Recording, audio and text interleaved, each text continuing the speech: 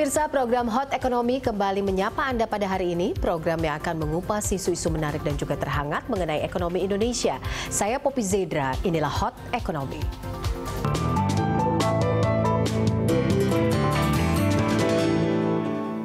Outlook perekonomian Indonesia diperkirakan tetap dalam koridor positif. International Monetary Fund atau IMF bahkan memperkirakan Indonesia bisa menjadi negara dengan PDB berdasarkan purchasing power parity terbesar ke-6 di dunia pada 5 tahun mendatang. International Monetary Fund memproyeksikan perekonomian Indonesia akan terus melanjutkan pertumbuhan. Produk domestik bruto diperkirakan terus meningkat dan membawa Indonesia menjadi salah satu negara dengan ekonomi terbesar di dunia. Di tahun 2023, PDB Indonesia atas dasar purchasing power parity bahkan diperkirakan menjadi yang terbesar ke-6 di dunia dan hanya lebih kecil dari Tiongkok, Amerika Serikat, India, Jepang, serta Jerman. Dalam Outlook IMF, Indonesia akan tetap menjadi satu-satunya negara ASEAN yang masuk dalam 10 besar PDB Purchasing Power Parity. Di tahun 2018, Indonesia berada di peringkat 7 dengan PDB PPP 3,5 triliun dolar Amerika Serikat. Deputi Bidang Koordinasi Ekonomi Makro dan Keuangan Kemenko Perekonomian Iskandar Simorangkir mengatakan proyeksi peningkatan PDB Indonesia salah satunya seiring dengan efek kebijakan pemerintah yang dampaknya secara penuh akan terasa 5 tahun mendatang. Pertumbuhan konsumsi masyarakat yang semakin membaik diperkirakan menjadi salah satu modal karena lebih dari 50% PDB Indonesia ditopang oleh konsumsi. Ekonomi tanah air ditengarai juga akan didorong oleh dampak dari program perbaikan kemudahan berusaha dan iklim investasi, serta banyaknya proyek infrastruktur yang telah selesai. Ya, tahun 2023 hanya 5 tahun berselang pemirsa, proyeksi IMF ini Indonesia akan menjadi negara dengan PDB Purchasing Power Parity terbesar ke-6, menyiratkan optimisme atas perekonomian di Indonesia. Lalu seberapa besar proyeksi ini bisa diwujudkan dan apa saja yang perlu dilakukan untuk merealisasikannya?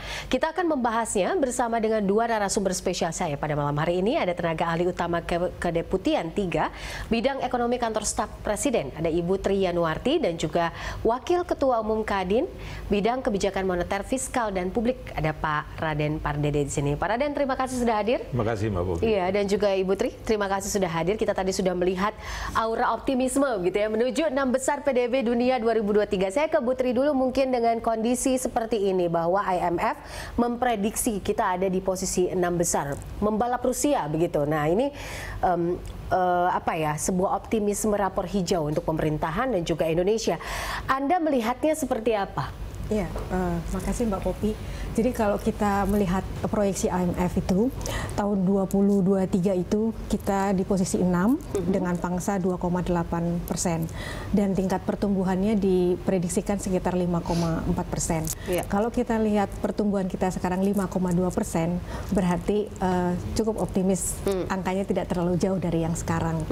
Jadi cukup waktu bagi kita untuk bisa mencapai 5,4% di 2023. Ya, Anda melihatnya bahwa ini dapat direalisasikan di Indonesia?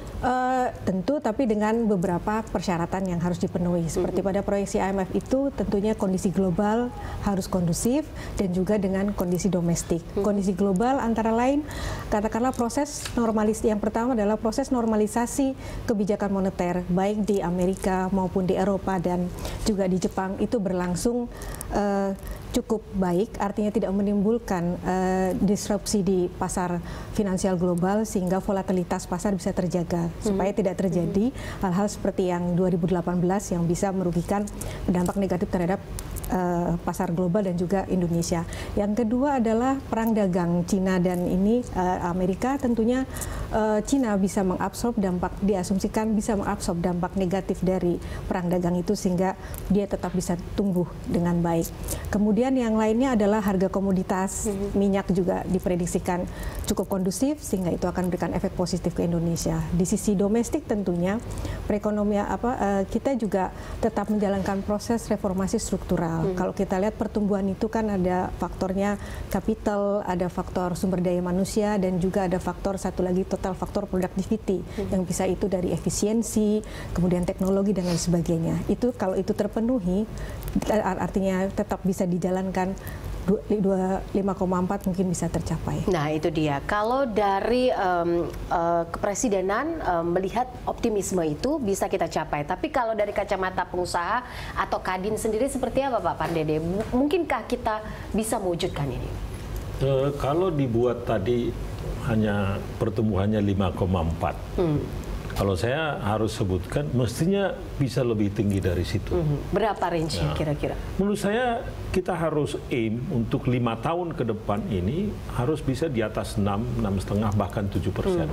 Ya, pertama bahwa yang perlu kita klarifikasi di sini antara PPP (Purchasing Power Parity) itu kan dengan dibagi dengan income per kapita. Sebetulnya income per kapita kita itu bukan nomor 7 atau bukan nomor 6 di dunia per kapita.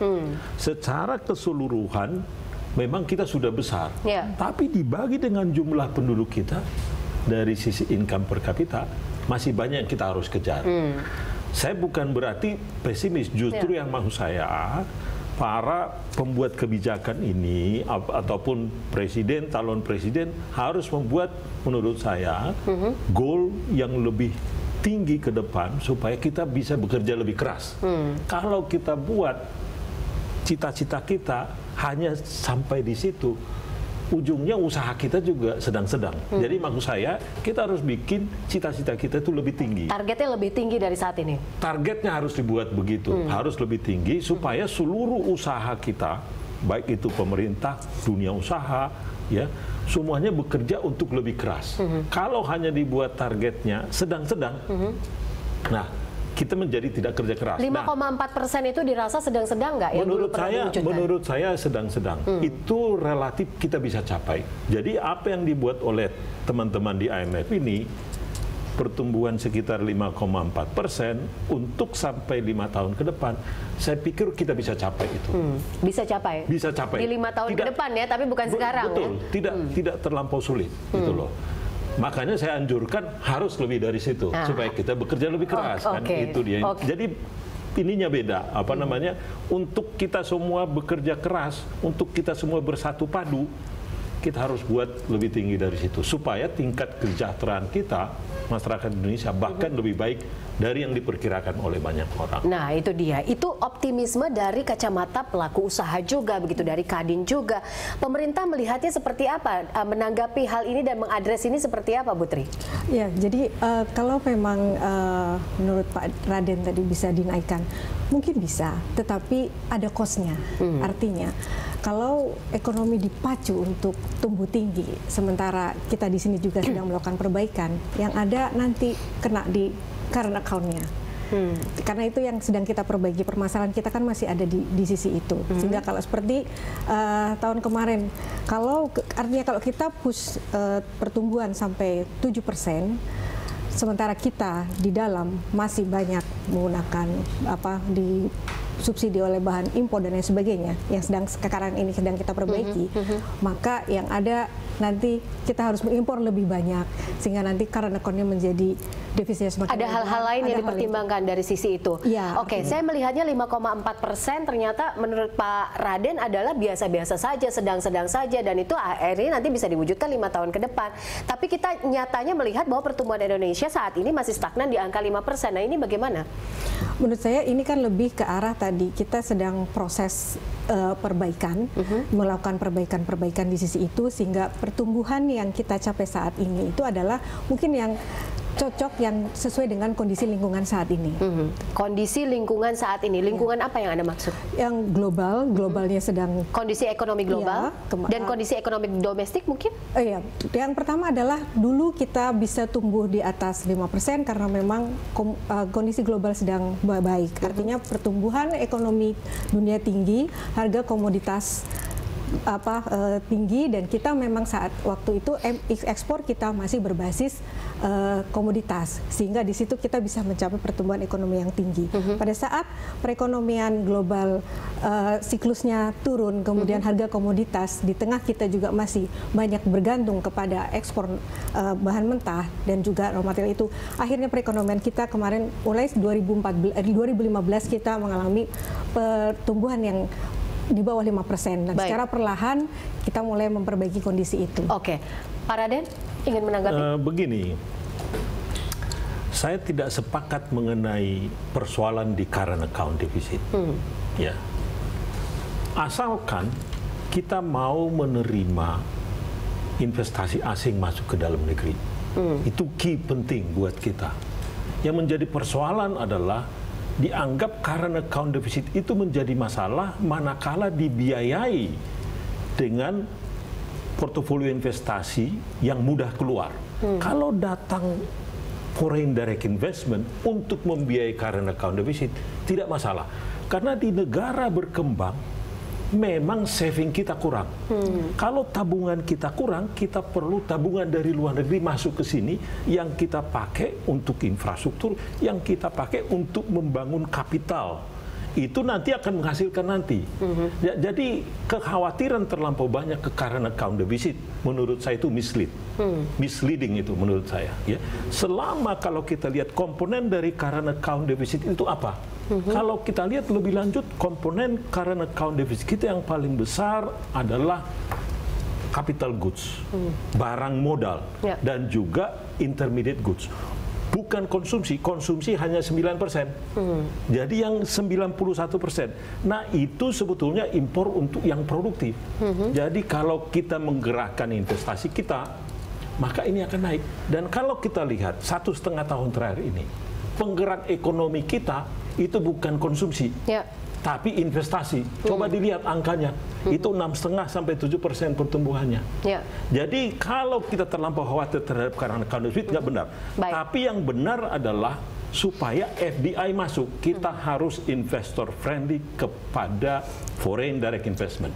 Itu yang paling penting. Oke. Nanti saya akan berikan kesempatan kepada Ibu Tri untuk menanggapi permasalahan ini. Kekhawatiran terhadap CAD ini adalah misleading. Benarkah ini? Sesaat lagi dalam Hot Economy.